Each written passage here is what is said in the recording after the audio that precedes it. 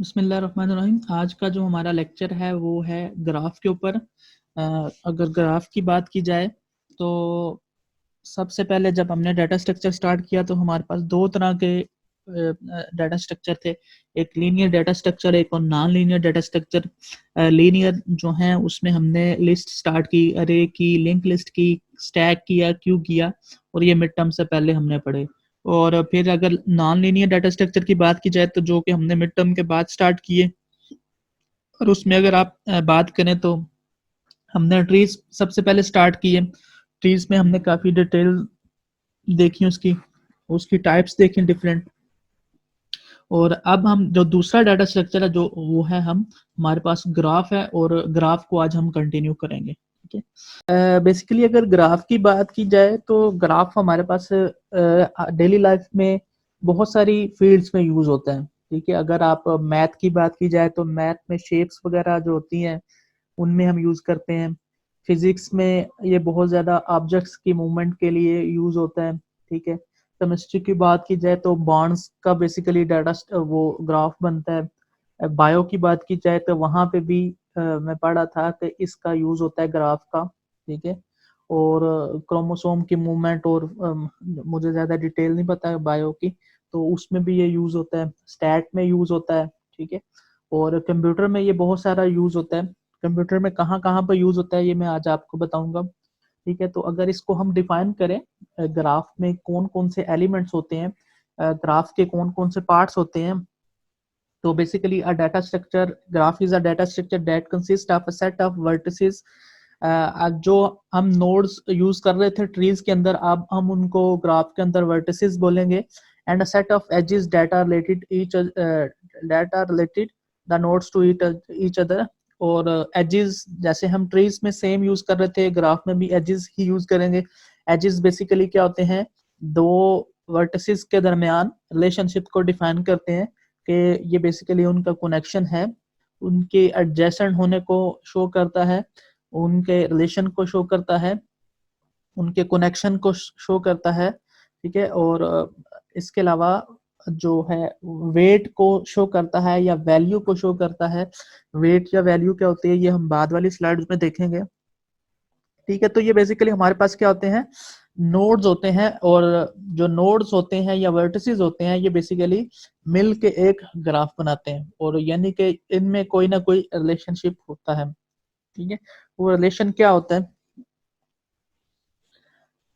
graph are important discrete structure because they are flexible mathematically model for many application problem। यानी कि सबसे पहले तो हमारे पास मैथ में इसकी बहुत सारी एप्लीकेशंस हैं। मैथ में हमारा काम ही शेप्स वगैरह का होता है, तो उसमें उनको ड्रा करना, उनके दरमियान रिलेशनशिप डिफाइन करना, फिर उनके इक्वेशन बनाना, ये सारा हमारे पास ग्राफ का काम होता है। और दूसरे नंबर पे जो हमारे पास जो ऑब्जेक्ट्स होते हैं उनके दरमियान कनेक्शन बनाना, रिलेशनशिप बनाना, इंटरेक्शन करना, पेयरिंग करना। ठीक है।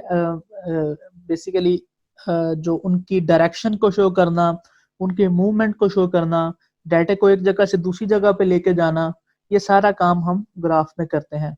अच्छा, अब आते हैं जरा इसकी एग्जाम्पल के ऊपर, कंप्यूटर में कहाँ कहाँ पे ये यूज होती हैं। ठीक है। तो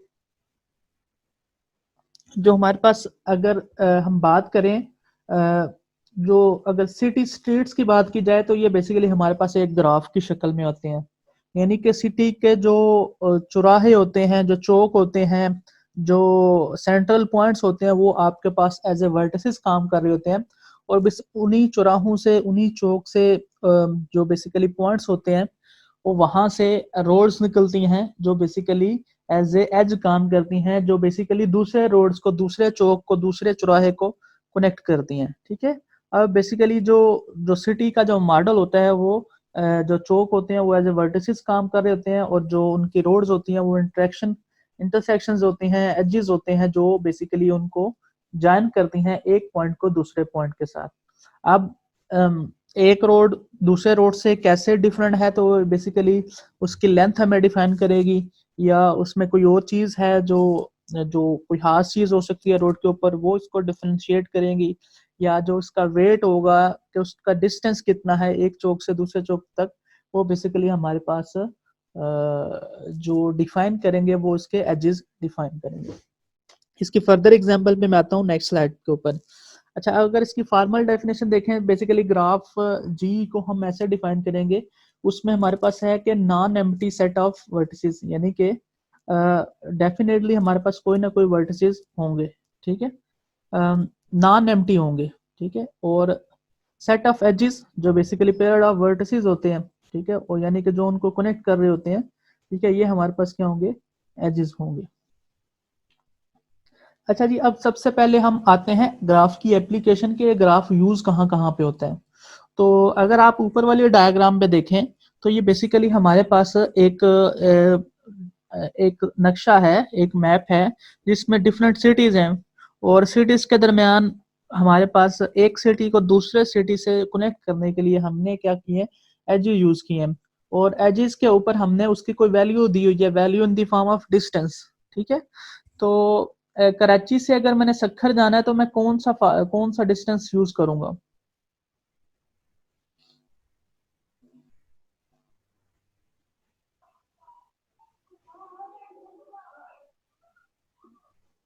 नवाबशाह से होते भी जा सकते हैं।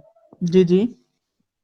नवाबशाह का जो 506 है चीजें कितना 1100 हो गया, 1100 से कोई 11 शॉर्टकट है। सर वो 560 वाला। 500 और 60 वाला, यानी कि इसका मतलब कराची से हम गम्बट आएंगे और गम्बट से हम सखर आएंगे। तो ये बेसिकली ये जो सबसे पहले आपको इसकी एप्लीकेशन बताता हूँ, जो गूगल मैप है, ठीक है। गूगल मैप बेसिकली ग्राफ को यूज कर होता है, ठीक है। तो जैसे अभी हमारा गूगल मैप आप हम मेरे ख्याल में सारे ही यूज करते हैं, जब हम कहीं ट्रैवल कर रहे होते हैं तो हम डेफिनेटली वो देखते हैं कि जी कौन सा जो है वो हमारा हमें ज्यादा सूटेबल है। ऐसे हम नहीं देखते, वो गूगल हमें खुद ही बता देता है, वो जो शॉर्टेस्ट पाथ होता है वो हमें सजेस्ट करेगा। लेट्स सपोज कि अगर यही डायग्राम अगर गूगल मैप यूज करेगा तो वो आपको ऑटोमेटिकली आपको डायरेक्ट कर रहा होगा कि आपने कराची से गम्बट ही जाना है, और गम्बट से फिर जब आप वहां पे पहुंच जाएंगे तो फिर आपको सखर की तरफ मूव कर देगा, ठीक है। तो ये जो गूगल मैप है ये हमारे पास बेस्ट एग्जाम्पल है ग्राफ की। अच्छा, ये तो कंट्री लेवल पे हो गया जी, जो जिसमें सिटीज होते हैं, और ये डिस्ट्रिक्ट में भी हो सकता है, टाउन लेवल पे हो सकता है, मोहल्ले में हो सकता है, किसी कॉलोनी में हो सकता है, ठीक है, किसी भी टाउन में हो सकता है। तो ये सभी जगहों पे ये यूज हो रहा होता है। अच्छा, इसके अलावा आपके माइंड में कोई एग्जांपल हो गूगल मैप की। सर क्रीम में ऊपर वेरी गुड, उबर है, क्रीम है, और फूड पांडा सर। फूड पांडा है, और चीता है, और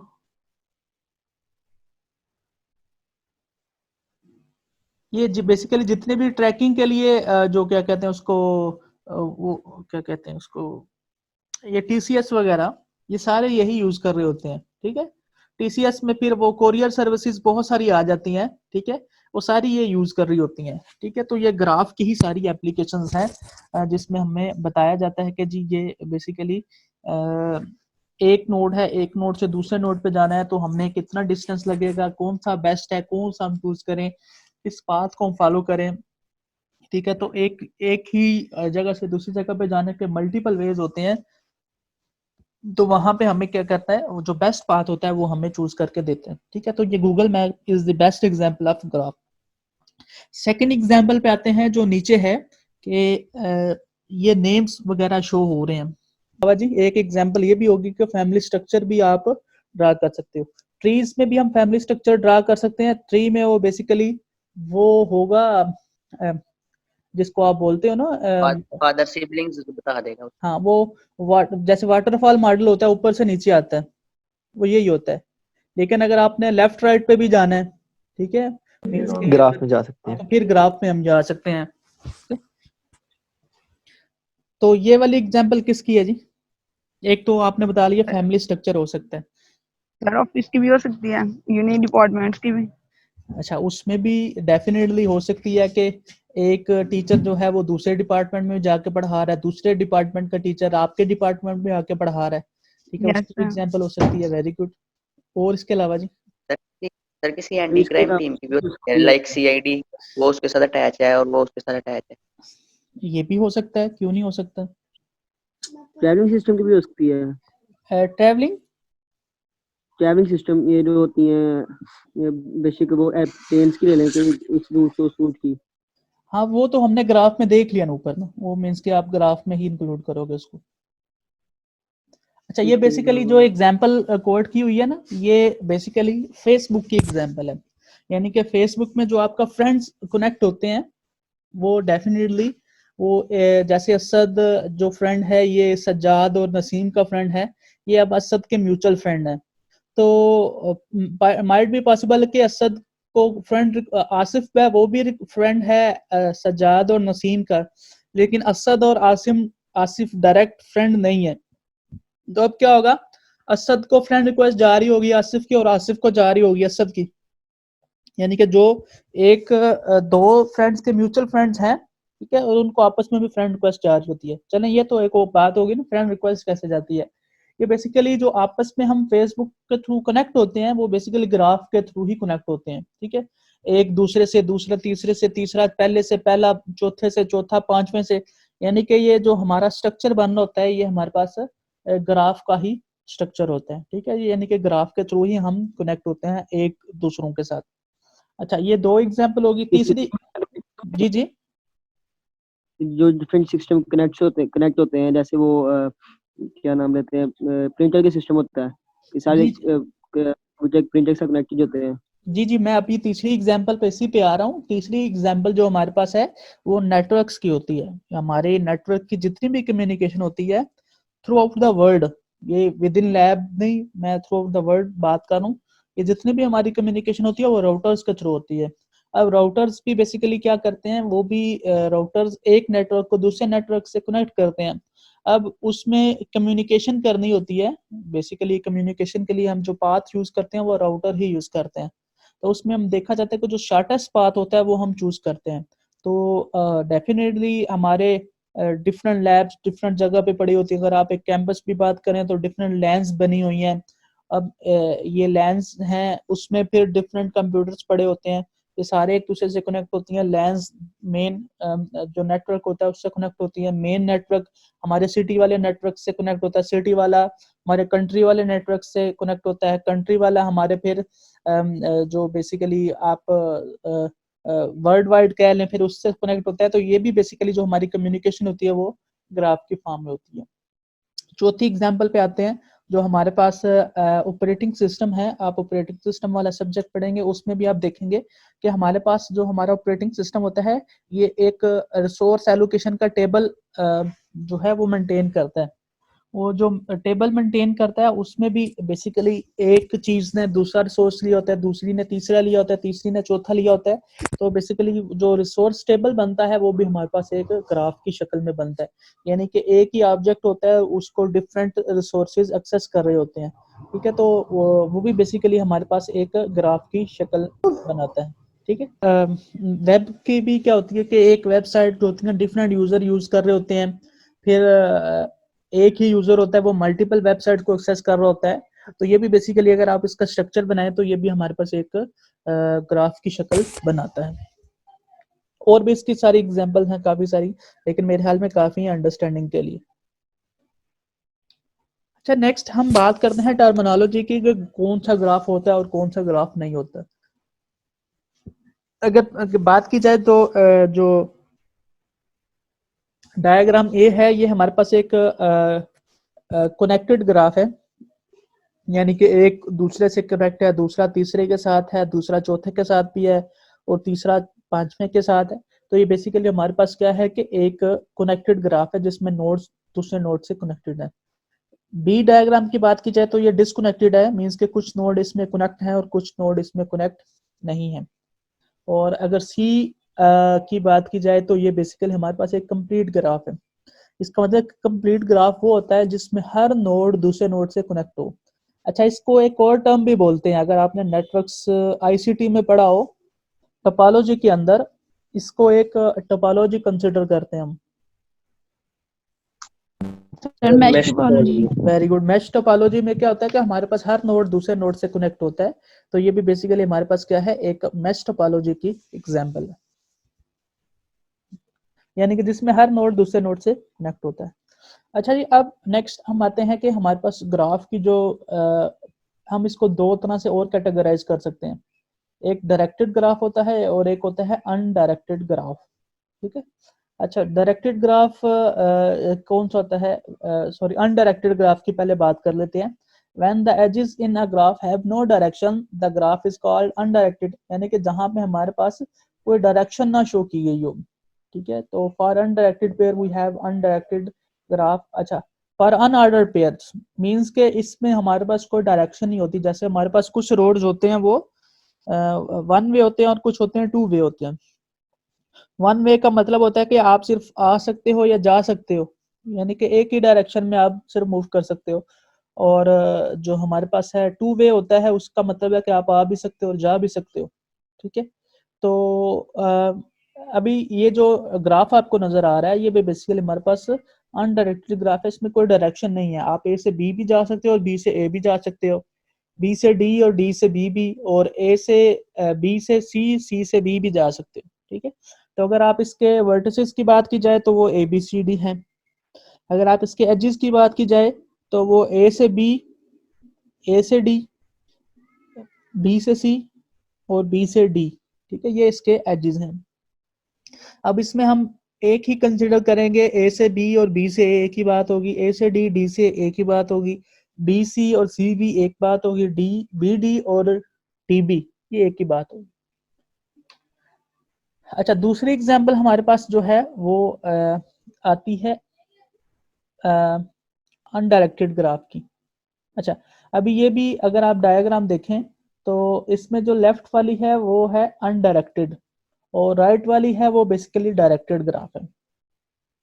डायरेक्टेड ग्राफ या डायग्राफ इसको बोलते हैं। अब इसमें हमारे पास 1 से 3 तो हम जा रहे हैं लेकिन 3 से 1 पे नहीं आ रहे, राइट वाली की मैं बात कर रहा हूँ। हम 1 से 2 भी जा रहे हैं, 2 से 1 भी आ रहे हैं। हम 1 से 4 जा रहे हैं लेकिन 4 से 1 नहीं आ रहे। 3 से 4 आ रहे हैं लेकिन 4 से 3 नहीं आ रहे। 2 से 4 पे जा रहे हैं, 4 से 2 पे नहीं आ रहे। लेकिन अगर आप लेफ्ट वाले ग्राफ की बात करें तो हम 1 से 3 और 3 से 1 आ रहे हैं, ठीक है। यानी कि हम दोनों डायरेक्शन में मूव कर रहे हैं। अच्छा, अब एडजेसेंट वर्टिसेस की हम बात करें तो एडजेसेंट वर्टिसेस क्या होते हैं, जैसे हम बात करें तो 1 एंड 2, यानी कि जो एडजेसेंट वैसे किसको बोलते हैं? जो कनेक्टेड हो दोनों हो जाते हाँ, जैसे हमसाए नहीं होते, जो नेबर्स होते हैं वो एडजेसेंट होते हैं, ठीक है। अच्छा, एडजेसेंट टर्म हमने और कहाँ कहाँ पे यूज की थी?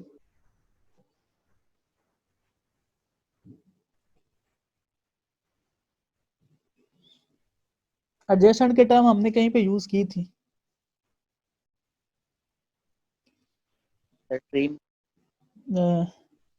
ट्री में, हाँ, और इसके अलावा? सर सीरीज में भी वो कनेक्टेड किया था, उसके अलावा वो जो था किसमें? सर पीछे वो दो चीजों को कनेक्टेड सीरीज को, वो भी नहीं हो सकता? नहीं नहीं, मैं पीछे कोई डाटा स्ट्रक्चर की बात कर रहा हूँ। जो डाटा स्ट्रक्चर हमने पढ़ लिया उसमें एडजेसेंट कहाँ पे आता है? Double link list. Double link list adjacent तो नहीं होती वैसे। ट्रीज में एडजेसेंट कनेक्ट किया गया था। क्या चीज है? से हम कहेंगे ट्री में adjacent nodes. Sir circular link list? नहीं, सर्कुलर में भी एडजेसेंट नहीं होते। सर डबल में होती है क्योंकि वो दोनों आगे से भी कनेक्ट होती है, पीछे से भी लेकिन कनेक्ट होती है। नहीं, मैं वो होती तो है लेकिन उसमें जो एड्रेसेस होते हैं वो कहाँ कहाँ पे होते हैं? एक हो सकता है स्टार्ट पे हो, एक एंड पे हो, वो तो उसको कनेक्ट करता है ना। सर ट्रीज में जो नोड्स होते हैं, ट्रीज में भी जरूरी नहीं होता क्योंकि उसमें आप लिंक लिस्ट यूज करते हो कनेक्ट करने के लिए। Sir arrays? अरेज में बेसिकली एडजेसेंट नोड्स बोलते हैं हम उसको, या एडजेसेंट वैल्यूज हम बोलते हैं। उसमें जो असाइन किया जाता है ना उसको क्या कहते हैं, उसको एड्रेस असाइन किया जाता है। लेट्स सपोज अगर इंटीजर है तो अगर पहला 4 है, दूसरा 8, फिर 12, फिर 16, वहां पे एडजेसेंट के टर्म यूज करते हैं। अच्छा, ये एडजेसेंट वर्टिसेस वो होंगे जो बेसिकली हमारे पास जो कनेक्टेड होंगे, ठीक है, जो मींस के डायरेक्ट कनेक्टेड होंगे। जैसे 1 3 1 4 1 2 और 2 और 4 ये एडजेसेंट है, बाकी इनमें से कोई एडजेसेंट नहीं होगा। अच्छा, इसके अलावा अगर बात की जाए तो अनडायरेक्टेड ग्राफ की, इसमें जो हमारे पास वर्टिसेस हैं सेम वही बात होगी। हम अब हमने उनको नाम दे दिया हुआ है, 1 और 2 को मैं नाम दिया E1 का, 1 3 को E2 का, और बेसिकली हमने उनको नाम दे दिया जो बेसिकली उसके वर्टिसेस आ रहे हैं। अच्छा, तो यहाँ पे अगर हम बात की जाए, अगर राइट साइड पे देखें जो लिखा हुआ है, if the graph is directed the order of the vertices in each edge is important. अच्छा, अनडायरेक्टेड में तो हमें कोई प्रॉब्लम नहीं होती, ठीक है, अनडायरेक्टेड में हम दोनों साइडों पे जा रहे होते हैं। लेकिन जो डायरेक्टेड ग्राफ, जिसको हम डायग्राफ भी बोलते हैं, उसमें जो ऑर्डर होता है वो बहुत इंपॉर्टेंट होता है, ठीक है। अच्छा, ऑर्डर की बात की जाए तो अब जैसे हमने पिछली स्लाइड्स में देखा था, तो उसमें हमने वर्टिसेस को भी शो किया था, और वर्टिसेस के बाद हमने उनके एजेस को भी शो किया था, और एजेस में मैंने बोला था वो एक ही बात होगी, अगर ए से बी जा रहे हैं या बी से ए जा रहे हैं तो वो एक ही बात होगी। अगर हमने बात करनी यहाँ पे